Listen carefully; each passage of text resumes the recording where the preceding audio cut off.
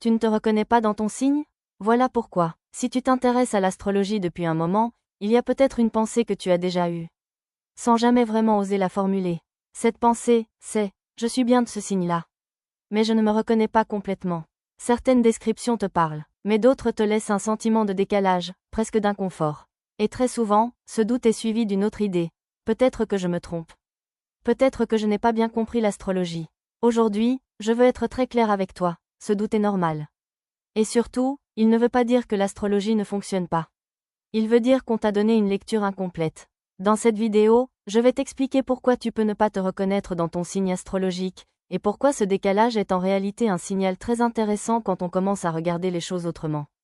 On va parler de signes astrologiques, de chemins de vie, et surtout de ce qui se passe quand on ne les croise pas.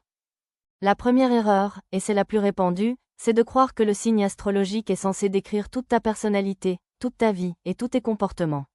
En réalité, ton signe astrologique a un rôle très précis. Il décrit ton fonctionnement naturel. Il parle de ta manière instinctive de réagir, ton tempérament, ta façon spontanée de penser et d'agir. Autrement dit, il parle de comment tu es, pas de ce que tu vis. Le problème, c'est que beaucoup de contenus astrologiques vont beaucoup trop loin. Ils mélangent personnalité, parcours de vie, relations, argent, blessures, et ils font porter tout ça au signe. Résultat, quand tu ne te reconnais pas, tu crois que le problème vient de toi. Mais en réalité, c'est comme si on essayait de comprendre un film entier, en ne regardant que le personnage principal, sans jamais parler de l'histoire. La deuxième erreur, c'est d'oublier que tu évolues. Tu n'es pas la même personne à 20 ans, à 35 ans ou à 50 ans. Tes priorités changent, tes défis changent, tes blocages changent, et pourtant, ton signe astrologique reste le même. C'est souvent là que naît le décalage. Tu lis une description de ton signe, mais elle correspond davantage à une version passée de toi. Ou à une version idéalisée. Certaines périodes de la vie activent autre chose que ton tempérament naturel. Elles activent des leçons, des épreuves, des répétitions. Et ces éléments-là ne viennent pas du signe.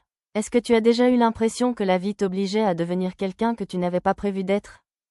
La troisième erreur, c'est de ne jamais croiser l'astrologie avec une autre grille de lecture. L'astrologie seule donne une vision statique. Elle décrit ce qui est là, ce qui est présent en toi. La numérologie, et en particulier le chemin de vie, donne une vision évolutive. Elle parle de ce que la vie te demande d'expérimenter.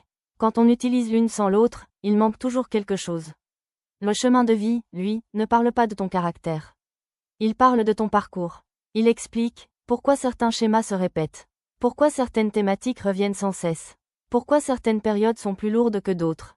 Quand tu ne croises pas le signe et le chemin de vie, tu peux avoir l'impression d'être contradictoire, instable ou incohérente. Alors qu'en réalité, tu es simplement à la rencontre de deux dynamiques différentes. Prenons un exemple simple. Imagine une personne avec un signe naturellement très libre, spontané, curieux. Quelqu'un qui a besoin de mouvement, d'air, de changement. Maintenant, imagine que son chemin de vie l'oblige à apprendre la patience, la rigueur, la persévérance sur le long terme. Intérieurement, il y a un conflit. Une partie d'elle veut avancer vite, suivre son envie. Une autre est constamment ramenée à des responsabilités, à des contraintes, à des retards. Sans lecture astronumérique, cette personne peut se juger durement. Elle peut se dire qu'elle n'est pas faite comme il faut.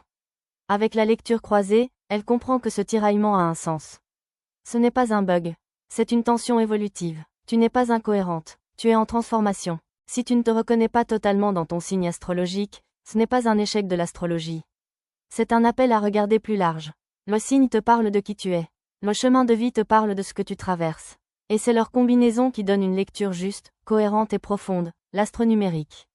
Dans la prochaine vidéo, on ira encore plus loin, en montrant comment certaines combinaisons signes plus chemin de vie créent des profils très spécifiques. Abonne-toi pour suivre cette série sur l'astronumérique. Retrouve des articles complémentaires sur le blog Magic Life. Et si tu veux aller plus loin, les analyses astronumériques personnalisées arrivent bientôt. À très vite.